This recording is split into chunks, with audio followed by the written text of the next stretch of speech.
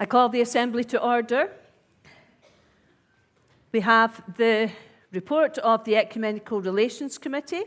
I call on the convener, Ross Blackman.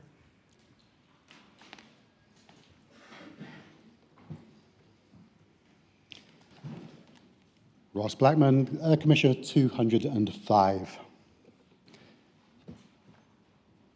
We live in a stream of time and place, including, of course, the ups and the downs of this past week and everything that perhaps preceded it. And when perhaps, like I, you could have perhaps laughed and cried, sometimes in equal measure, but held in the larger context of what God has done, in the context of the vagaries of this last 2,000 years, including the Council of Nicaea, a court maybe not too dissimilar to this, although perhaps without the game show, discussing things of the nature of God. These aren't dry theological issues. I'm just going to go off-piste for a minute, if I may, and make a comment as a commissioner. A few years ago, I was interviewed by Life and Work. I can't imagine many of us were raised with the views of Arius. But by the grace of God, Christ came in power and in Scripture to change mind and heart of this poor soul. God the Father was suddenly far, far more than I'd ever believed, but suddenly Jesus was front and center. Within months, I appreciated something of the divinity of Christ, and this Arian, who had despised the Trinity doctrine, had to put aside prejudice in response to the extravagant love of God for me. It's about Christ. Back on piste. I don't intend to set a precedent, moderator, with conveners perhaps offering a wee word of testimony. Unfortunately, my address to the report is quite short because I doubt the clerk will reset the timer. But as convener of ecumenical relations, I would repeat that we live in a stream of time and place, and this year's report flows very much in that way. On Saturday, we heard about the theological implications of the Council of Nicaea in 325 AD, in the worship of our triune God. And today we'd like to double down on the implications on relationship in these past 1,700 years. For in celebrating this milestone year, we're reminded that we hold far more in common with all other forms of Orthodox and mainstream Christianity than our differences.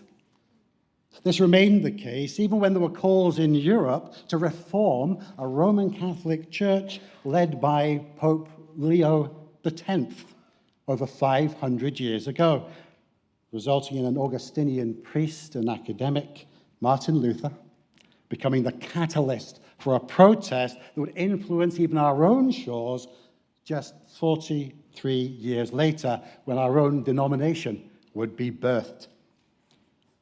It seems apposite this year, then, in the context of friendship and the St. Margaret's Declaration, that we have welcomed and we pray for the latest incumbent of the See of Rome, Pope Leo XIV, himself an Augustinian priest and academic, even as we offer condolences for the recent passing of his predecessor, Pope Francis. Now, when thinking not just of international life, but also the national, we perhaps recall the wise words variously ascribed to various numbers of authors from St. Augustine onwards. In essentials, unity; in non-essentials, liberty; but in all things, love. This year, we add, as well as Pope Francis's expansive and inclusive love, extravagant love, as we're reminded of each of these aspects within our own broad church: unity, liberty, love. We're also reminded that despite some of the unrealized vision behind the entire work and body of the Articles Declaratory, which should be seen together, to see further unity among the churches, that we have an imperative to reach out to one another in love, at the command of Jesus, and for the sake of the kingdom of God in our generation. To that end, an ecumenical audit has been conducted this year, and we look forward to bringing a deeper analysis of this to the General Assembly next year. We have also seen further models of support for ecumenism in the example of presbyteries such as Fife, as well as in updated guidance for mission planning. And from our friends in the Scottish Episcopal Church, with last year's much anticipated updated canons, granting some increased opportunities to share in the Lord's table. And of course, the constant reassurance of prayers and goodwill towards our denomination from across the denominational spectrum as well. For the local context, presbytery clerks might be particularly pleased to see in our report flexible guidance for the appointment of locums from other denominations with which we have either agreements or polity. We also see a growing desire for a review being undertaken of the Act Anent Local Ecumenical Partnerships 2012. Yes, I went there, Anent. We've still got a few of those left.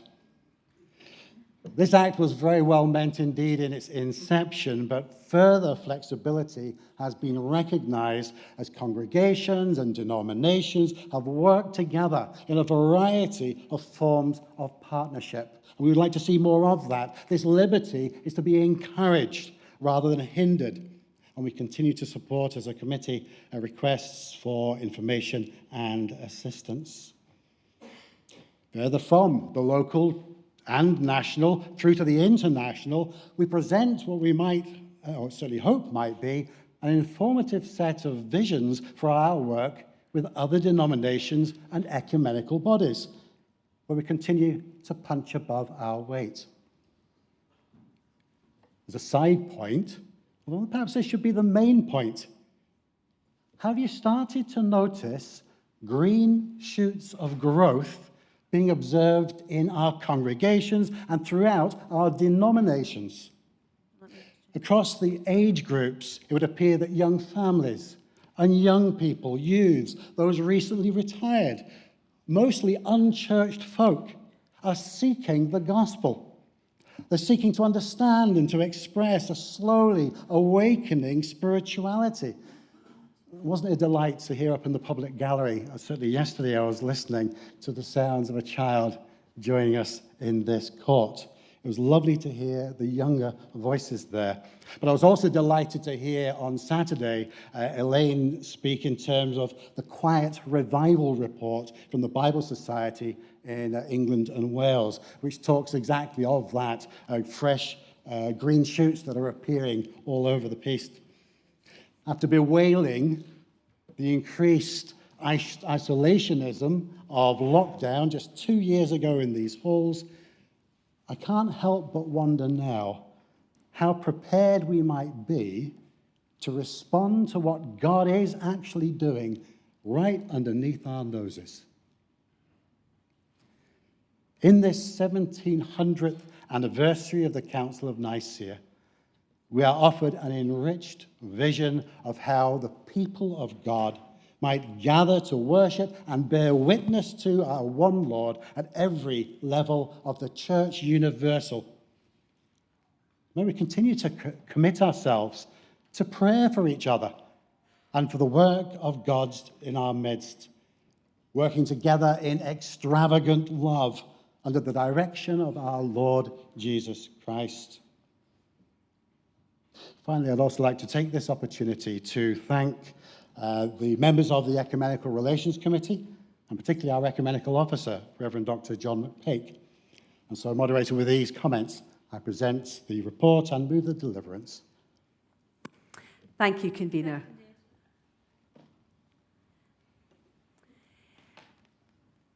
I don't have notice of any questions, only of comments. So let's move to the deliverance. And section 1, receive the report. So approved in the hall and online. I have 3 notices or 3 requests to speak. James Patron Bell, Tim Norwood, and Alex Shuttleworth. James.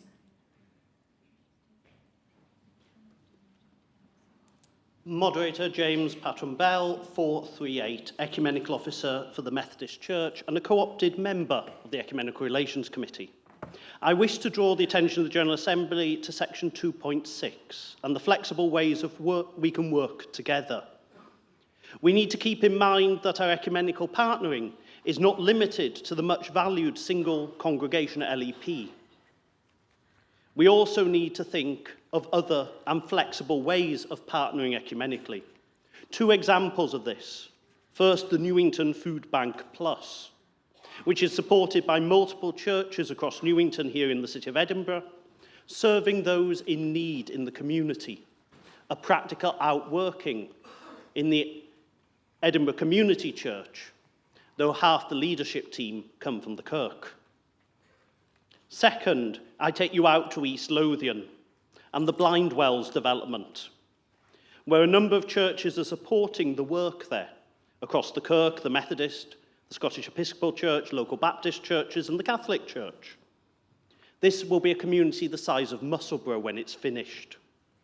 And within this work, working with the local Church of Scotland parishes and officers from the Presbytery of Lothian and the Borders, we've been looking at how we can draw together a bid for funding from Seeds for Growth and support from there, alongside the Methodists' New Places for New People scheme, using our scant resources that we all have in the best way possible. So can I encourage the work of the committee in undertaking this, bringing a flexible framework, and encourage for others to look at how ecumenical work can be done as flexibly as possible. Thank you. Thank you, James. Tim? Am I on? Oh, there we go. Tim Norwood, 543, ecumenical guest from the Church of England. Moderator, I'll thank you again and the whole General Assembly for the welcome that we receive as ecumenical guests. It's hugely appreciated. You are incredibly hospitable to us, and it's great to spend time with each other and with you here. It's a hugely significant thing. Thank you. Thank you. One of the things that the report mentions is the Columba Declaration and the Columba Declaration Contact Group. You will know, of course, that your declarations, the declarations between churches, are a hugely significant thing, and something that in Scotland you are giving an example to the rest of us elsewhere that we need to learn from. The Columba Declaration Contact Group brings together the Church of Scotland, the Church of England, and the Scottish Episcopal Church for some really, really helpful discussions. And we've had a couple of very, very helpful meetings this year that weren't included in the report because they've come in subsequently. So just for the record, we're beginning to identify 3 significant strands of work that we want to explore further. The first of these is around the sharing of ministry, the greater sharing of ministry, and we're exploring the lessons that can be learned from covenant partnerships, particularly in places like Cumbria and Sheffield, where these experiments have given greater flexibility and permission giving for experimentation. We do need to explore more of the faith and order issues around the sharing of ministry, and that needs to be there too. The second strand is around learning from each other in terms of church growth and mission, which of course is very relevant to the session we had earlier this afternoon. And we feel that there are things that we can learn from each other. And obviously from the Church of England side, we're particularly keen you learn from us what not to do. And the third strand of our work is around social justice and public policy, where we recognise that we need more joined-up thinking, but both between our churches and broader field. We need to think and plan together as we approach issues of social justice. Thank you. Thank you. Alex Shuttleworth. Alex Shuttleworth, number 261. My grandmother, who was born in 1901, told me a story which left a vivid impression on her as a young woman. A story of going to Edinburgh with a young husband. He was a United Free Church minister, and they went to what is now a bus station down in Annandale Street, but was the Industrial Exhibition Hall of the 1922 exhibition.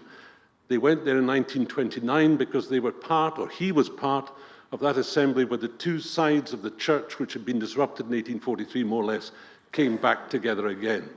And she had a very vivid memory, which she shared with me, of all the ministers standing up at a certain point in the ceremony and moving together and exchanging the right hand of fellowship.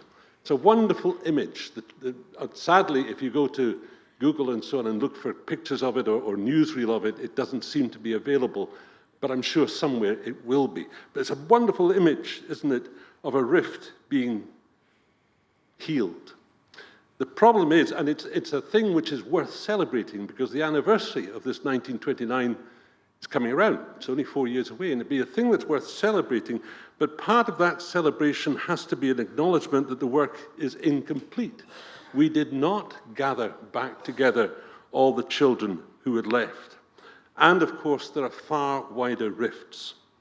I wonder if the convener would like to reflect on the symbolism of that date, on the powerful image of the ministers of all denominations in Scotland coming together and sharing the right hand of fellowship. I can see in my mind's eye a marvellous event. It's not going to happen, but it's a marvellous event, and we're supposed to dream dreams and have visions, aren't we? Of every worship leader, every minister, every priest, every leader of every denomination gathering in a field somewhere in the pouring rain, because it's Scotland, and moving from one side to the other and joining together. But more than that, for the next 4 years, why not address one single question with our ecumenical partners? What would a church in Scotland, uniting the variety of our traditions and recognizing the one foundation of our faith, what might that look like? Not what are the things that divide us and make it unlikely, but what might it look like? With membership interchangeable, with ordained orders able to move across from church to supply worship. When the theological battles of 3, 4, 5, 1,000 years ago are acknowledged, but the peace of Christ reigns. Why don't we take this time, focus on this event that's going to happen, the centenary in 2029, and make it a real ecumenical chance to come together with our brothers and sisters in Christ. Convener, there were questions in there. It wasn't just a comment, so I'll let you respond. Yes, it's hard to know whether it was rhetorical questions, because to be honest with you, you've painted a picture there already, Alec. Thank you so much for that. Wouldn't it be wonderful to see so many more of us joining together in just the kind of way that you've described there? John was very quick on the draw there. He just showed me a quick note that apparently you can find in the Scotsman archives a picture, I believe it's a picture, is that right, John? Or certainly an article that talks of that union in 1929. And we have very much in our sights, although I won't be convenient by that point, but we have very much in our sights the 2029 commemoration of that centenary of that event. Thank you so much for your comments and question. Assembly will remember that we passed a new Section 2 on Monday concerning the appointment of the new Pope. So we move to Section 2 as in the print. We have two comments, Leo Cushley and Mike Goss. Leo.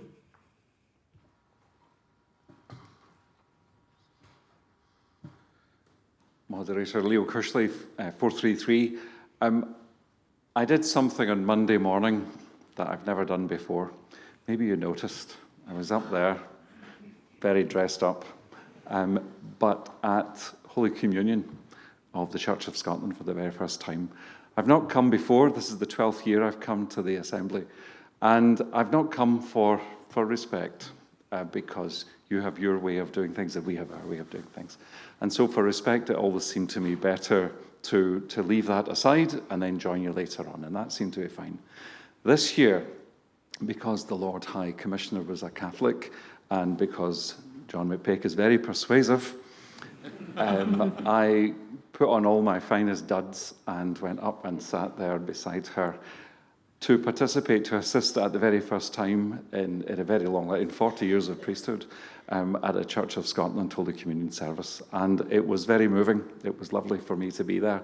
Also, as a sometime student of the liturgy, to see how much, once again, that we have in common in that regard. And as we got to the end of it, I thought, well, the only thing that's missing is a sign of peace. And then, sure enough, there was a sign of peace as well. But one thing that we do every Sunday, and we don't even think about it, is that we recite the Nicene Constantinopolitan Creed 381 version. And we don't even, this isn't the Roman Rite specifically, this is to the Latin part of the Catholic Church that we do that, and we do it every Sunday, we don't even think about it. But I just commend the idea of doing that to yourselves, because it is such an important thing that we all have in common, is a belief in Father, Son, and Holy Spirit. And it is the bedrock of who we are as the universal church. And so I commend it to you highly in your liturgies, if you're able to, if you're willing to. If you do it already, so much the better. But so important, and especially in this year. Thank you very much. Thank you. Leo.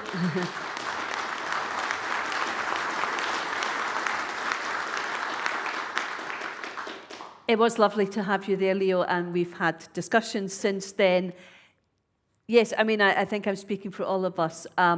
In our liturgy, in some of our liturgies, more often the Apostles' Creed is there. We had recited that on the Sunday, so, but I take your points on board, absolutely. And you did leave me with a question about the peace and where it fits in a service. And there will be theologians here who can answer that, because I couldn't. And why we do it after we break the bread and not before. Somebody will tell us, I'm sure. Lovely to have you with us on Monday. Mike Goss, and then Gordon Kennedy. Thank you, Moderator. Michael Goss, number 285. We believe in one God, the Father Almighty, maker of heaven and earth. That's how I learned it in the Scottish Episcopal Church a long time ago. Probably sung a little better in those days. But yes, when you sing it, you do remember it. And it was every week. And it was what we shared. There was a difference, actually. I changed the first word from what I learned when I sang it. And you will find that this corrected translation of the original Greek is indeed what is in the first order of service for the Holy Communion service in our Common Order book. It is, we believe in one God. I believe in one God, the Apostles' Creed. I believe in God the Father Almighty. That is a confession for baptism. That was what it was originally used for, a baptismal confession. It's a personal expression of faith. The Nicene Creed is the corporate church's expression of faith. It is what we believe. And I have often struggled in the Church of Scotland to find so much ignorance and so little use of this central item and affirmation of faith that we share with the Catholic, the universal church across the world. And I would certainly encourage its use. It's almost always used in communion services when I lead worship in Carnoustie, in Trinity. Thank you. Thank you, Mike. Gordon. Moderator, Gordon Kennedy, number 13. It's a question I have. I'm wanting to ask the committee, do you have any scope? Would you have any passion to see this affirmation and anniversary celebration of the Creed as a starting point for discussions around themes arising from the Creed, for ecumenical study days and working days, for collaboration widely with other partners, perhaps academic providers or even Sanctuary First or whoever, to bring people together to celebrate our faith by reflecting on the great themes that arise from the Nicene tradition.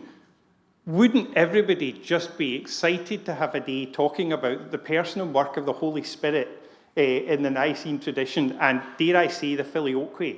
Let's spend some time celebrating these things by studying them and talking about them together. And I wonder if the Ecumenical Relations Committee would feel able to sponsor such an ongoing programme of incorporating the Creed more and more into our discipleship and our shared life together as Christians in Scotland.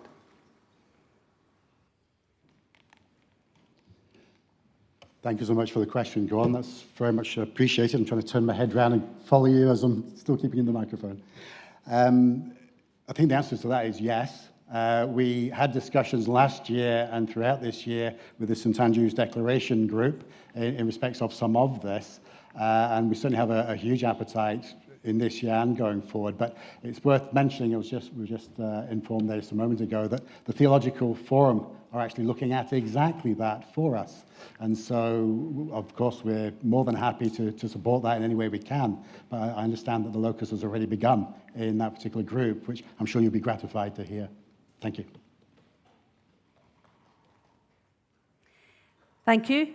We move to vote on section 2. So that's approved in the hall and online.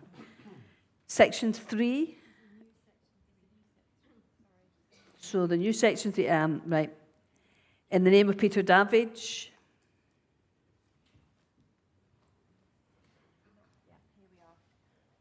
Thank you, moderator. The new section 4, I'm saying it's section 4 up there, anyway, the new section 3, N4, recognising that a common voice can have more impact than a single voice, encourage the Church of Scotland to engage ecumenically with partner denominations in seeking to create a shared platform of concern with regard to the potentially dehumanising impact and societal damage of the accelerating infiltration of AI technology into all aspects of our shared life. Peter, I'll ask you to speak to this. Sorry, I should say, is it seconded? Yes, I believe so. Is the convener willing to accept it? No. No, right, that's fine. Peter, I'll ask you to speak to it. Thank you very much, moderator. Thank you, convener. It was lovely to hear from our own Leo earlier and the wonderful words you spoke. The other Leo mentioned AI in his inaugural address, and there are some issues so urgent, so fast-moving, that they require to be dealt with, I think, across the board of denominations, not just by each individually. The purpose of this motion is to ask that rather than do the normal thing of each denomination look at AI and then maybe come together, and by then it's all too late, maybe to start ecumenically on this one, following the lead of Pope Leo, and in Scotland develop a shared voice across the denominations which would have more strength in relating to the Scottish Parliament, who will be dealing with AI in the months and indeed years to come. And in my opinion, we could have a shared ecumenical platform on this. This is about being made in the image of God, and AI bots are not made in the image of God. We are. I was concerned, obviously, this morning to discover that AI has even infiltrated the Guild. It is therefore, this is urgent. This is serious. This is worrying. And, but it's moving quickly. And I think it would be so good if ecumenical relations could encourage a sort of ground-up dialogue ecumenically on this matter. And I think that would be much stronger. AI, we're told by the AI manufacturers, it will be wonderful. It will create jobs. It will be so good. Nonsense. It will destroy jobs, destroy creativity, dehumanize. It spreads misinformation. It's dangerous politically, socially, personally. AI takes identities. This is big stuff, as we all know. But I think there's an important theological perspective that should be brought to bear on this. This is a real threat against our identity, individuality, and personhood as human beings. We take other big issues seriously. I really think this needs taken seriously, and I think it could be best taken seriously ecumenically from bottom up, rather than denomination by denomination, and we'll all be too late. So I'd really encourage Ecumenical Relations to accept that this is something they could sponsor, take forward, and encourage ecumenical dialogue and partnership on this specific issue. Thank you. We have a number of comments, which maybe take first, and then, Convener, I'll get you to speak at the end. So we have comments from Thorsten Koenig, Peter Johnston, and Alistair May, and John Orr. Thorsten. Thorsten König, 129. And I'm absolutely for denominations speaking together. I have concerns about new technologies. But I want to take you back a couple of years. Industrial Revolution. Jobs were destroyed. New technology came in. People suffered. But that brought a Wesley on the street preaching, and we have wonderful songs. And we benefit, for example, we have electric light here. We drive in cars. We had the information change when computers and internet came up. And again, jobs disappeared. But now we are connected even today via Zoom. It brought us through COVID while we stay connected via the internet. We are using it to communicate with a broader world and reach people we have not reached in our church buildings. Yes, AI will change. And I don't know how it will change. But using words like infiltration means it is something which happens to us. Now it's technology which we are called as Christians especially to discern, to be concerned about it, but also use it. And I like the Guild song. Most likely Guild would not have had such a song without AI. The result it is, what we do with it, that it is. And we Christian can there be an example. And we can example to be not that it dehumanized, not that it created societal damage, but it's not an infiltration. And the wording here in this motion, I'm concerned it will be perceived again as, oh, the church is against it and the church sticks in the previous century. Let us embrace innovation. Let us use it to spread the gospel. And it will be difficult, and we will struggle. But I think this motion will put us in a place where we will not be seen as embracing, but as, again, the church. So I'm speaking against this motion. Thank you. Peter Johnston. Thank you, Moderator. Johnson 337. Yes, I've been interested in the topic of AI for probably about 25, 30 years now. And I'm really not speaking in either way on this particular one, but there's been a lot of talk about artificial intelligence today in the church, and it is a complex subject. There are positive and negative parts to AI, and we have to recognize that. If you are interested in reading more about that, the Society Religion Technology Project in the Church of Scotland produced a report just a few years ago that was all around artificial intelligence. Some of the pros and cons of it, the worries and concerns about it. If you just do a Google search for Church of Scotland, artificial intelligence, you'll find that report and some resources that will help you engage locally on that topic. I hope that's helpful. Thank you, Moderator. Thank you. Where have I got to? We're on to Alistair May. Moderator May, Technologies 219. Most of what I was going to say has been said. I'm not going to repeat it. I just would ask whether we could just tone this neutrally and invite an ecumenical exploration of the issues of AI, which I think would be wise without prejudicing it for all the reasons that have already been said. Thank you. I have another 5 names, 4 names plus the right to reply to the proposer up on the screen. Is there anything new that has to be said? We've still got a lot of business this afternoon. Is there anything new? Are you happy for me to go back to Peter just for a very quick response, and then the convener.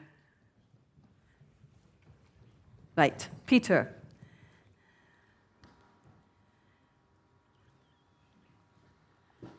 Moderator, very happy to sort of accept Alistair's, I think, very sensible softening and gentling, and wonder if Alistair's softening of the motion would be acceptable to convener. Something along the lines of what Alistair said. No. Right, fair enough. Well, I bow to the convener, and I have nothing further to say, but... Right, thank you. Convener, I'll let you complete. Thank you for bringing this, Peter, and please believe me when I say you are heard. First things first, and that's not an AI saying that. Like our other Peter here, I had experience or was introduced to the idea of AI back in the 90s. I went back into education at that point to change careers, and while I was struggling away with learning machine language, which if anybody knows anything about that is diabolical, my lecturer at the time was really forward-thinking, was working on problems of AI in the background at that point in the 90s, which is quite a thought how far we've come on even since then, but the ideas were already there. The reason we're resisting this, and obviously we wait until this point to hear that, is because some of that work has already been done. Peter made reference there to the SRT report. I think that might be the same one as the Faith Impact report in the 2001 that I'm aware of. And also, just thinking ecumenically, the World Council of Churches, we understand, have also produced a report in 2023, so just 2 years ago. So some of that work has already been done. Those concerns are there out in the wild anyway. I would like to reassure you, however, that we have ecumenical guests with us. If this continues to be a raising issue, that in Scotland we're thinking that we have a distinctive voice to add to that. I've no doubt that the Scottish Church Leaders Forums will be thinking about that and bring that work together. And that's the only real reason why we're trying to resist that. It isn't really in our committee's remit ultimately, and there would be quite a resource implication to that on a piece of work that has, we believe, already been done. So I hope that's helpful, but you have been heard. Thank you. Thank you, Convener. We take a vote on this. Sheila, I'll ask you to keep us right here. So this is a new section 4. So we will be voting for or against Mr Davidge's proposal for a new section. Usual buttons on the hub will be there for and against. In the hall, button 1 for, button 2 against, and the vote is now open.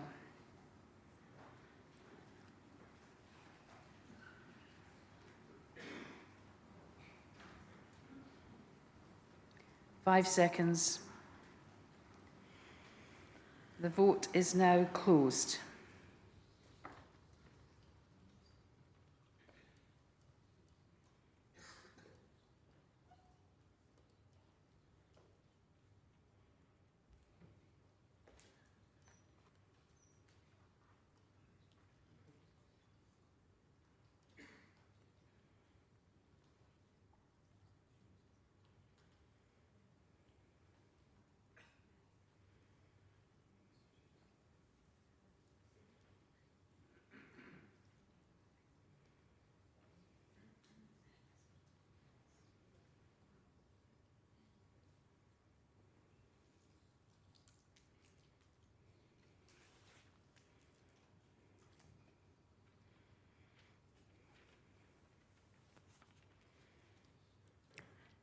They voted for 53, against 217, so the proposed new section falls.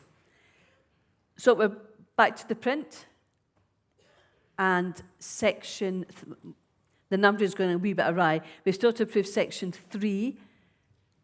We have 2 requests to speak. Firstly, a question from Peter Donald. So Peter, I'll take you first. Thank you, Moderator. Peter Donald, 209. It's a very simple question. If I just be permitted, a very short comment just to do with the earlier debate. The question is, could the convener inform the Assembly whether anybody from not just the Church of Scotland, but perhaps from Scotland altogether, is attending the 6th World Conference on Faith and Order? And I ask this not least, and it's kind of irrelevant, but I was at the 5th conference, World Conference on Faith and Order in 1993 as a younger theologian. Those were the days. But one of the primary bits of work that was being done in the 1990s in the Faith and Order Commission, by the way, was a book called Confessing the One Faith, which was an ecumenical explication of the Nicene-Constantinopolitan Creed. And one of the very first things I was privileged to be part of, in company with Monsignor Adano from the Pontifical Council, from some Orthodox theologians, from theologians from all around the world, was to do a user-friendly, congregational level exploration of the Nicene-Constantinopolitan Creed. And I'm not saying that it can't be done again. In fact, I don't think it was a great bit of work. But I think ecumenical memory and recognition that we don't always need to be doing the same things again and again, but actually we could harvest materials that are already out there is rather important. And since I did open my ears to hear the Theological Forum was on the business, I hope the convener of the Theological Forum is listening, because, yes, it would be a bit silly, really, for us to keep on doing things that have been done by remarkable thinkers and people, not including me, I might say, within quite recent memory on faith and order matters. Thanks, Peter. Convener, do you have a reply? Yes, I do. Two people that we're intimately acquainted with from Ecumenical Relations. Professor Paul Nimmo from Aberdeen will also be, I believe, becoming the new convener of the Theological Forum, and he shall be attending that. That was in direct answer to your question. But also Professor Charlotte Methuen from the SEC. She'll also be attending that. She's a corresponding member of our own committee, so hopefully that's helpful. Thank you. A comment from Mark Strange.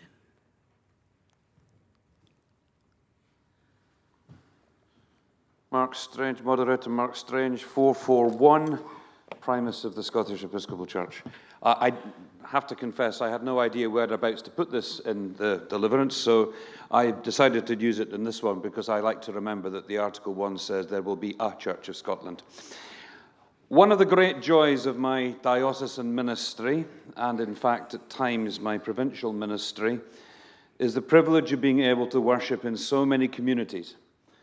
And that is often a service in a church of a different denomination than mine. But that is the worship provided in that community, and therefore that is where we worship. I therefore appreciate, and in fact cherish, our ecumenical links. The experiences that have been shared with me following the St. Andrew's Declaration speak of church communities struggling with the changes in the life of our nation and of our communities, but still determined to offer hope and faith to those in their communities by working as one Christian group. We've shared welcome.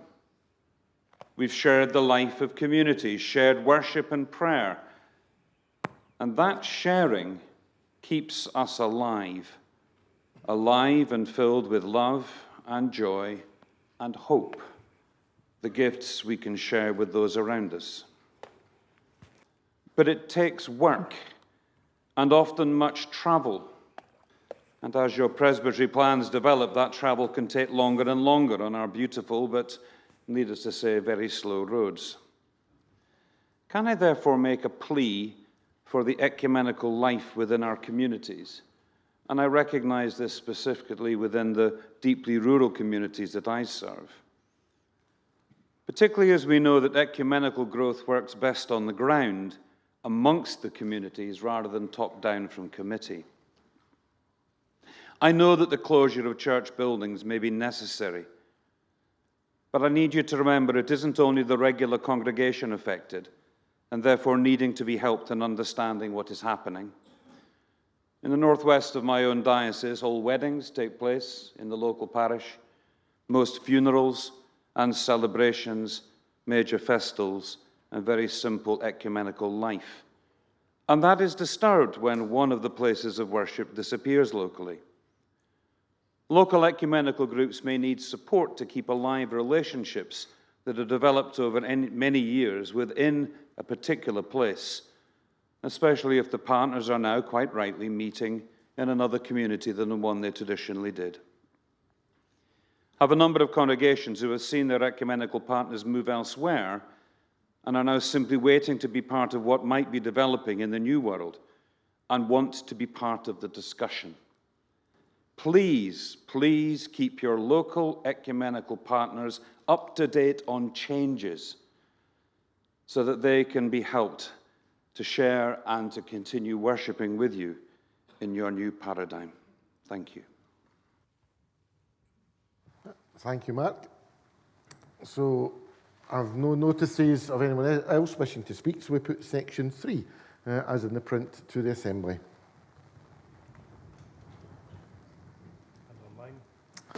Thank you. Section 4. Oh, we've got lots of names have just appeared on the list. Firstly, I've got notice of 2 questions, one from Gordon Kennedy and the other one from Christopher Dunn. Thank you, Moderator. Gordon Kennedy, number 13. 2 questions about amending the Act. Will the committee agree to ensure clarity in the new Act in the relationship between local ecumenical partnerships and presbytery mission plans, so that everyone understands how these 2 relate together?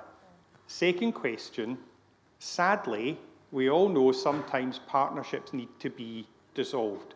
Will the committee, in amending the Act, give consideration to clarity and simplicity of practice when a local ecumenical partnership needs to be dissolved, and bring forward proposals there in the amended Act to clarify and simplify that sad part of the process? Thank you. Okay, Convener.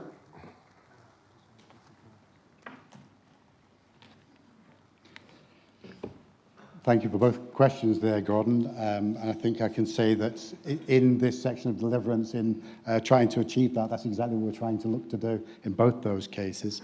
And part of that, obviously, is in respects of PIMPIG. Ross, can I just interrupt? Could you, we asked before, could you speak to the microphone rather than the speaker? Yes, for those who need kind to of trying to speak on this microphone here. Thank you, sure. Apologies, moderator. So yes, we're hoping to do both that with this particular section. Work with PIMPIG in respects of the priorities around local partnerships, whether it's through this piece of legislation or in other forms of partnership, and also in the dissolutions as well. But there's a bit of work to be done there to do that gently, particularly where there are existing LEPs, local ecumenical partnerships, and where there are other forms of partnership that wish to either be made or changed, for that matter. Hopefully that's helpful. Thank you. One other question, Christopher Dunn, and then we'll move to comments are on the screen. So the comments we'll take is Lindsay Sanderson, James Stewart and James Reid. But firstly, Christopher Dunn, question. Chris Dunn, 179. Having once been involved in a review, local church review of an ecumenical partnership, a 3-way partnership, it was a pretty torturous process. Given what happened yesterday about the move from local church review to mission planning type approach, I don't know whether your committee have had any chance to speak to ecumenical partners about this, and if not, will you take it on board so that we can get some sort of joined up process in the future for doing what equivalent of local church review? Is it possible to actually have some of that repeated, moderator? Sorry, I couldn't quite hear all of it. You're a little bit lower speaking. I also heard some noise at the front desk here that meant I couldn't quite hear exactly what you said. It's about local church review of ecumenical partnerships. Under the Church of Scotland legislation, we have to do it. It's now been replaced by mission planning. Mission planning plans will have to come through. Have you spoken, if you haven't, has your committee anticipated this coming? If not, because it only passed yesterday, will you take this on board when you in the new Act, so you get some sort of joined up process for doing the equivalent of local church review in the future? Thank you for that, Chris. I'm sorry to make you have to repeat your question there as well. That was entirely unintentional. LEPs are subject to their own review process, but obviously we're going to want to take into account what's being done in the wider processes in there and dealing with those pastorally sensitively as well. So I hope that answers your question. Okay, thank you. Lindsay. Lindsay Sanderson, 439. I am the moderator of the National Synod of Scotland of the United Reformed Church. I'd like to begin by thanking Mr. Shuttleworth for sharing his dream and vision with all of us at the beginning of this session, and to assure him that that has been heard. I certainly hear that as an invitation to ecumenical partners and not simply to the Church of Scotland to perhaps find a field that we might walk together towards in 4 years' time.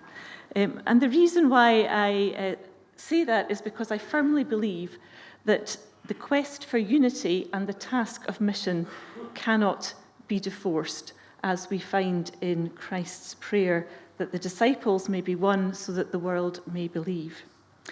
In my first year as Synod moderator, it's been my privilege and joy to meet with each of the 5 single congregation local ecumenical partnerships in which the United Reformed Church and Church of Scotland are partners, sometimes alongside our friends in the Methodist and Scottish Episcopal churches too, and to see how in their local communities they are embodying Christ's prayer today. However, those of us who have a concern and a responsibility for the governance and administration of our denominations must recognise and confess that we have not always made it easy for our LEPs to flourish in their witness, having placed multiple demands upon them, when we have not been able to work imaginatively together to further the unity and mission of the Church and support our LEP congregations. The URC recognised our over-reliance on our ecumenical partners to provide ordained ministry to LEP congregations, and so our 2023 General Assembly reaffirmed its commitment to the single congregation LEP model and allocated 7 special ecumenical posts of ministers of word and sacrament to LEP situations. And I'm delighted to have been able to work with colleagues in the Forth Valley and Clydesdale Presbytery and the Forth Valley Methodist Circuit to secure one of those posts for Grahamston United Church in Falkirk, and we are actively introducing a minister to that congregation.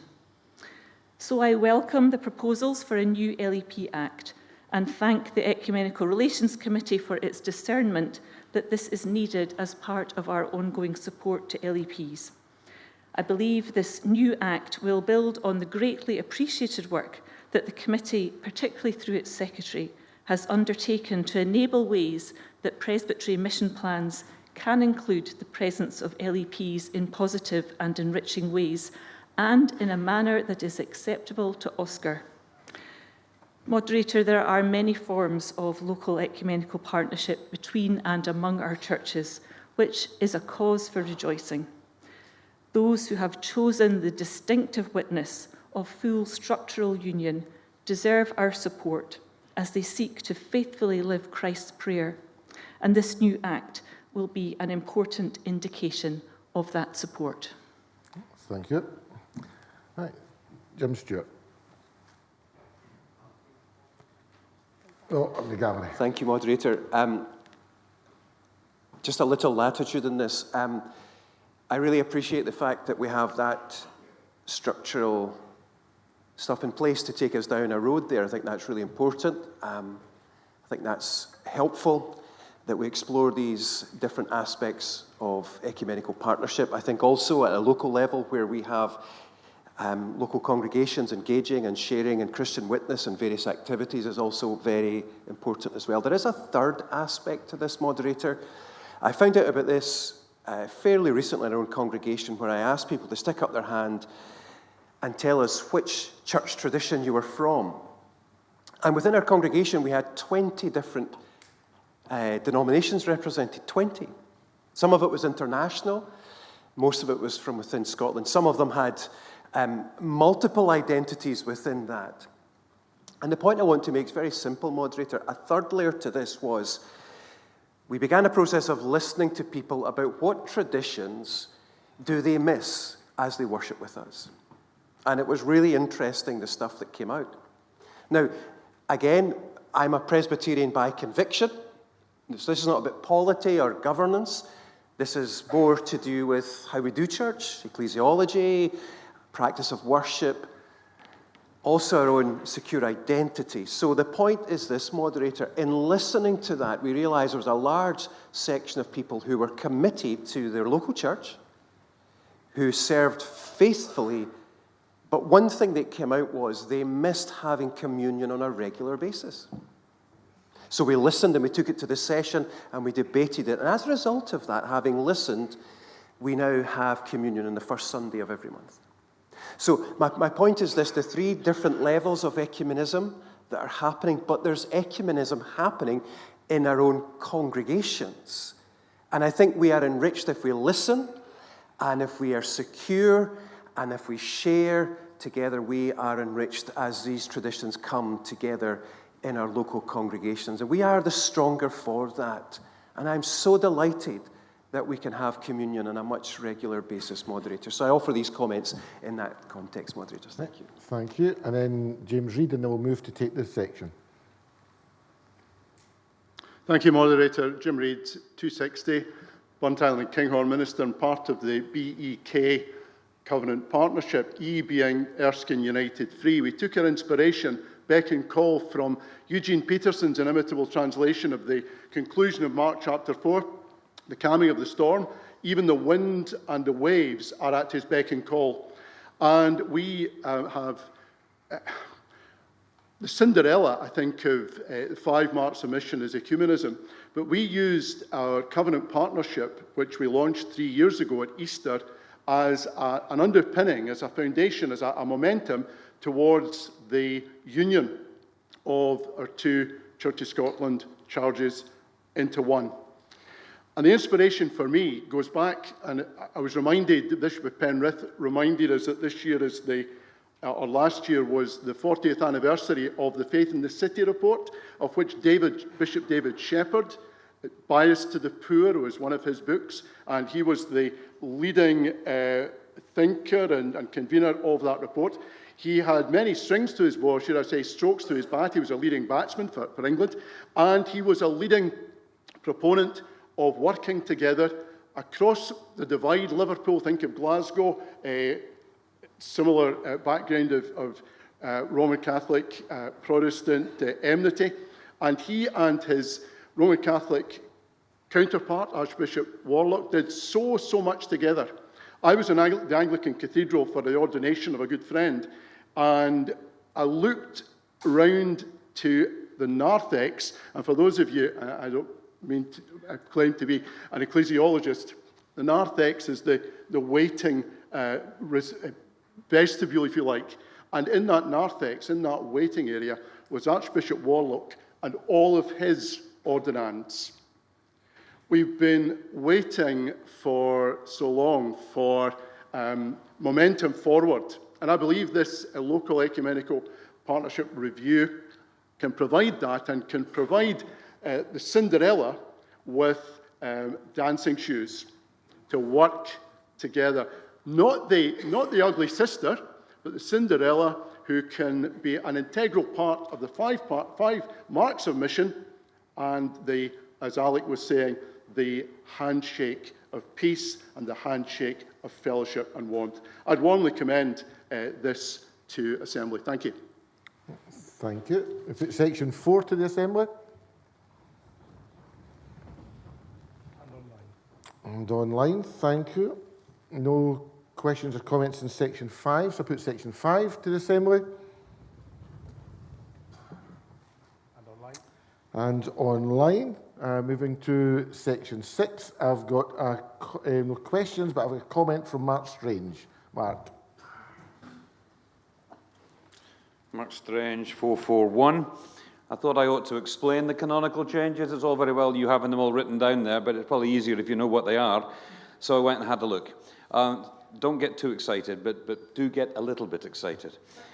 I have a clear memory of a truly wonderful celebration of Holy Communion presided over by the Reverend Sandy Hosborough in the Lady Chapel of my cathedral in Inverness. It was a really wonderful day, and we reckon the first time that had happened. Sandy used the order from your communion office, and as we shared together, I thought, that's good, this is good. And for the first time in my life, I've kept to the rules. Trouble is, I realized afterwards I hadn't. Our canons hadn't caught up with local hopes. These canons have now been changed to allow us to do what was already happening, to enable those from other denominations to celebrate communion according to their rites in our churches.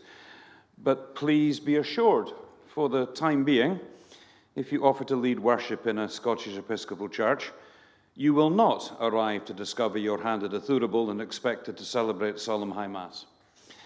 I know some of you might be sad about that, but what you can now do, and what we are able to do, is to enable our ecumenical friends and partners from Methodist Church, United Reformed Church, and the Church of Scotland to offer the sacrament of communion in our churches according to your rites. For some, I suspect that's not far enough, and for others, I probably think they think it's too much. But for me, it's a step forward to the day when our sacraments are not something we argue about, but simply something we share. Thank you.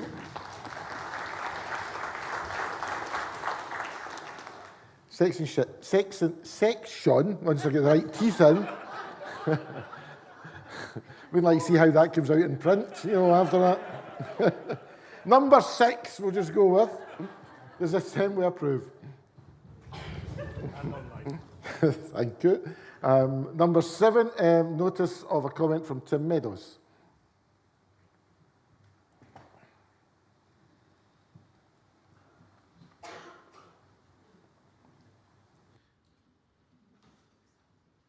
Tim Meadows, 435. I am the moderator at General Assembly of the United Reformed Church. Moderator, I applaud the ongoing work of the Ecumenical Relations Committee. And we in United Reformed Church are keenly aware and recognize the significance of the work that you are doing in your conversations between Episcopal and Presbyterian communions. Those two polities coming together and having a conversation is very significant, and one to be celebrated, and one that we also wish to be part of. The essence of the age of Nicaea, 1,700 years ago, is nearer to us than the Reformation. In the midst of our diversity, there is clearly a call for unity. I think we all feel it and sense it. And particularly as we look to the future and we sense the rise and we see the rise of Christian nationality in my homeland, and it certainly is rearing its head here. There will be a need for us to draw together and to speak with one Christian voice from churches who are from the Reformation movement, but also our Roman Catholic sisters and brothers, along with our Orthodox sisters and brothers. Not to be divisive, but to once again call us to remember and stand in the extravagant love of Jesus Christ. That we are the unbroken body of Jesus Christ, but we are also aware of new heresies and controversies on the horizon. And we cannot be blind to what is going on. And then I wish to offer a word of encouragement, one that I say to United Reformed Church congregations everywhere I go. And I think it's worthy to hear here too, and I share it with you. That we are enough. We are enough for this time. And that even though we are all of us who are ecumenical representatives from our various churches and communions, we are dealing with the same struggles and issues that you are. You're not alone. and we have so much to share and learn from one another.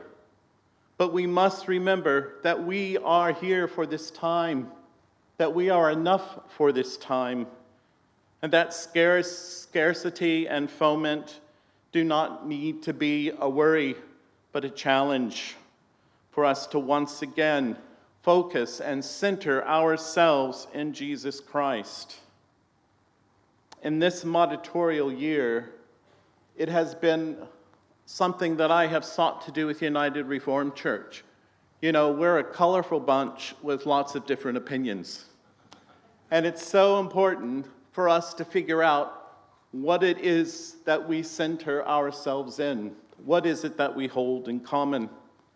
What flag will we put to our mast? And I pray that it is Jesus Christ. And I hope that we take seriously that we are very near to that age of Nicaea and Constantinople, far more than we are to the age of Reformation. Some would even suggest that the Reformation is over, and it is time for us to come together as the unbroken body of Jesus Christ. So I thank you for your work. I thank you for your witness. I thank you for your honesty and your hospitality. And I pray that further ventures toward a vision and hope and passion for the kingdom of God will continue to live amongst us. Oh, thank you.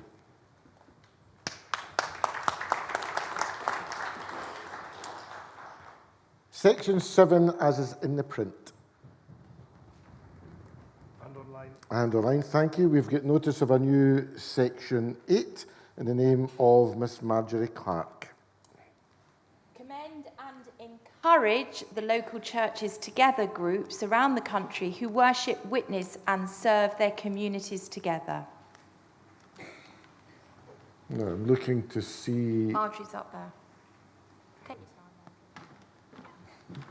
time. Right, yes. Okay, please speak.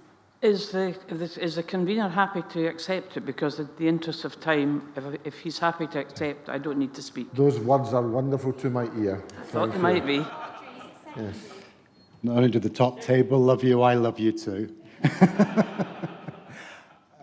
In the context of everything we've been hearing already, we are most happy to accept. It's lovely to hear of local efforts to ecumenism and working together as sisters and brothers in Christ across this nation and beyond. So thank you very much indeed. This is warmly accepted. Right, thank you. Is the Assembly happy to accept? Thank you. We move to... online. Section 8, as in the print. We've got notice of a comment from Jim Reid. Thank you, Moderator. Jim Reid, 260. I want to lament about a missing delegate. Presbyterian Church in Ireland. Declaration of interest. I have a family connection, as indeed many of us may have. My wife's from the north of the island of Ireland, and come 4 weeks on Friday, my daughter-in-law-to-be is from right in the centre of Ireland, between Galway and Dublin. But we all have a family connection.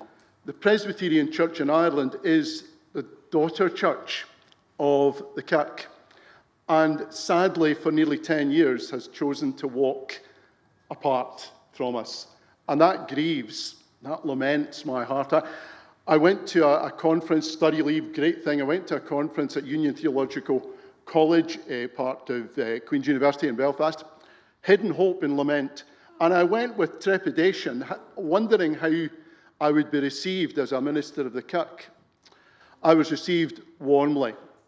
And in one-to-one conversations I had to share of my sense of lament that we no longer have a PCI delegate here and our moderator is no longer there.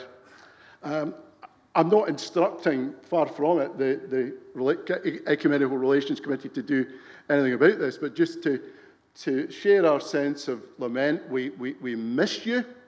We long for our daughter Church and ourselves to walk and journey together. Thank you, Moderator. Thank you. Convener's asked to make a comment in response. Thank you for those comments, Jim. They're very much appreciated. Yeah. Just a few things just to note there, as we also note our lament in that regard as well, is that we continue year on year to invite the moderator of the PCI to attend this General Assembly. That door has continued to remain open. The principal clerk of our own denomination continues to engage with the clerk of the PCI on a regular basis, and also the PCI congratulated the clerk. I've got this right way around. There's congratulations from the PCI clerk, rather, on becoming moderator also as well. So there's continued dialogue between the denominations, despite the fact that there is a rupture within the relationship at this time. Okay, thank you. So then put section 8 to the Assembly. And online. And online, thank you. And then we put the deliverance as a whole. Right, thank you very much.